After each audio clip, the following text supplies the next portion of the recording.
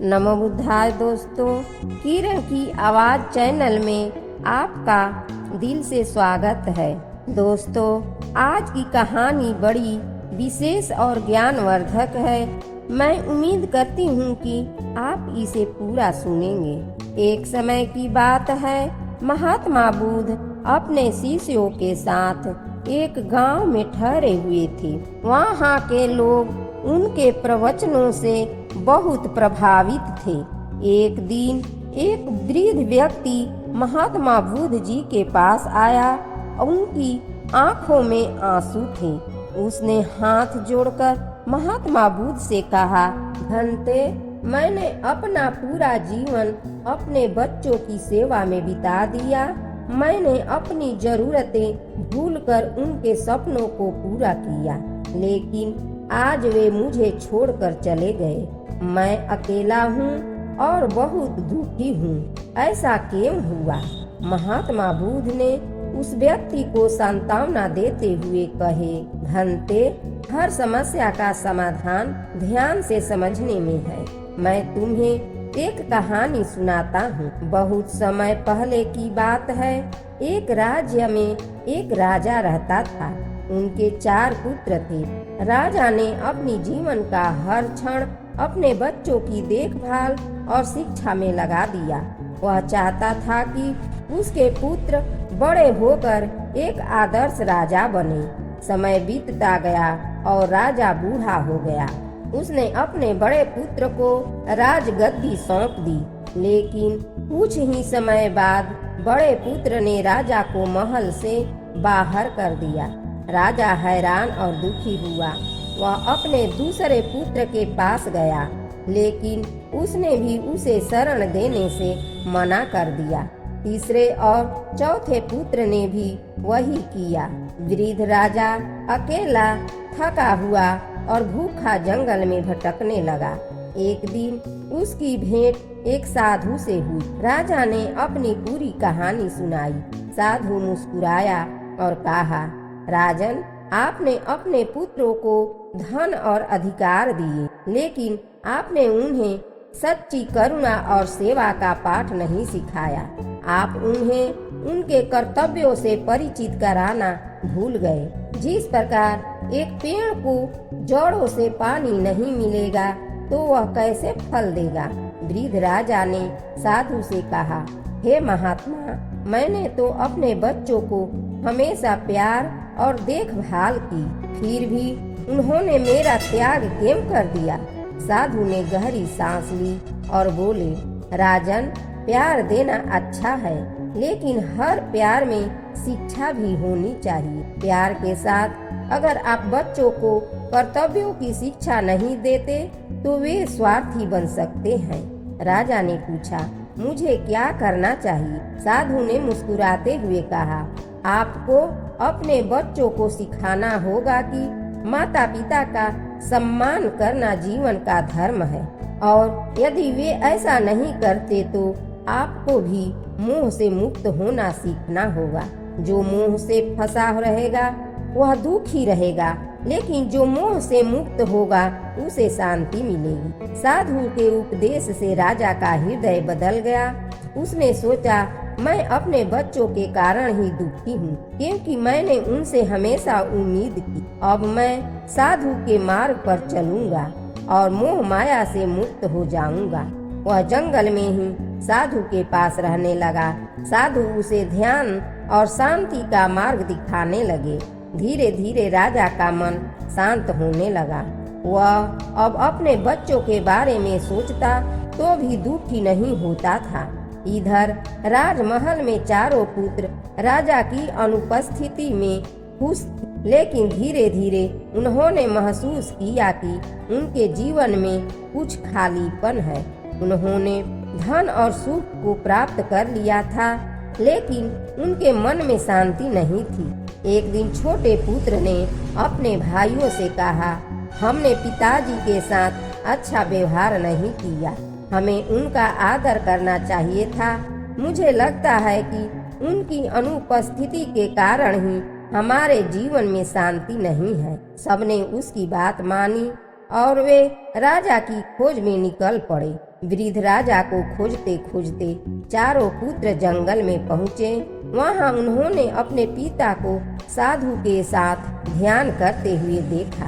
उन्हें देखकर राजा ने कोई प्रतिक्रिया नहीं दी। साधु ने कहा, तुम लोग अपने पिता से क्या चाहते हो?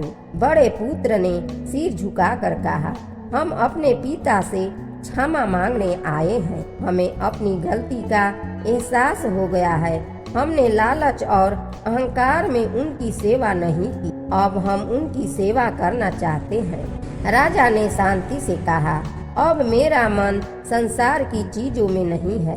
मैंने मोह माया से मुक्ति पा ली है।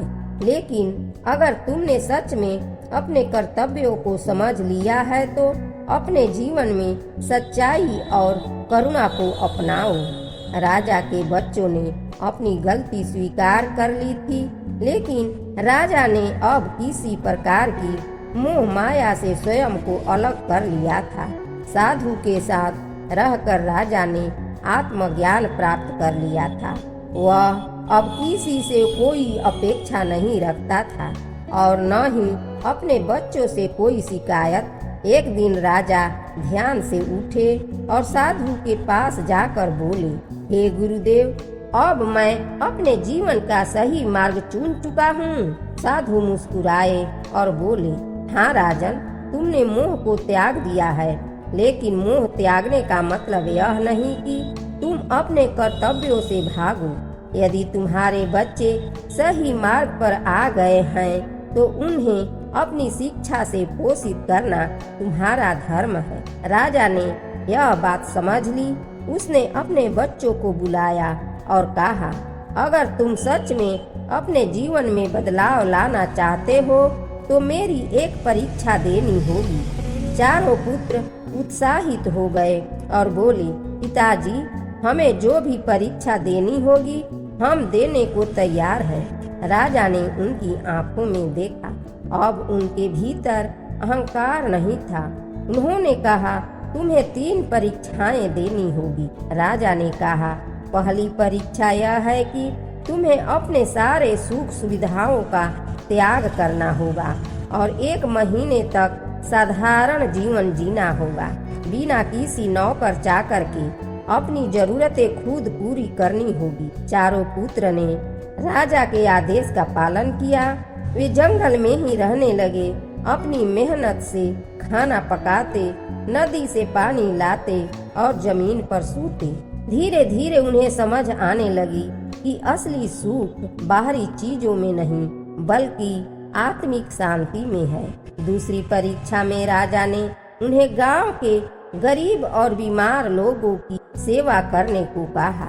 चारों पुत्र दिन रात गांव वालों की सेवा में लग गए। उन्होंने भूखों को खाना खिलाया और बीमारों का इलाज किया और हर जरूरतमंद की मदद। सेवा के इस काम में उन्हें एक अनोखी खुशी का अनुभव हुआ। तीसरी परीक्षा में राजा ने कहा, अब तुम्हें उन सभी लोगों से क्षमा मांगनी होगी जिनके साथ तुमने कभी भी बुरा व्यवहार किया हो, चाहे वह छोटा हो या बड़ा।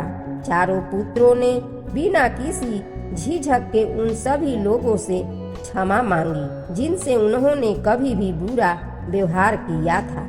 यह उनके अहंकार का पूरी तरह से अंत था। परीक्षा समाप्त होने के बाद चारों पुत्र राजा के पास आए। राजा ने देखा कि अब वे बदल चुके हैं।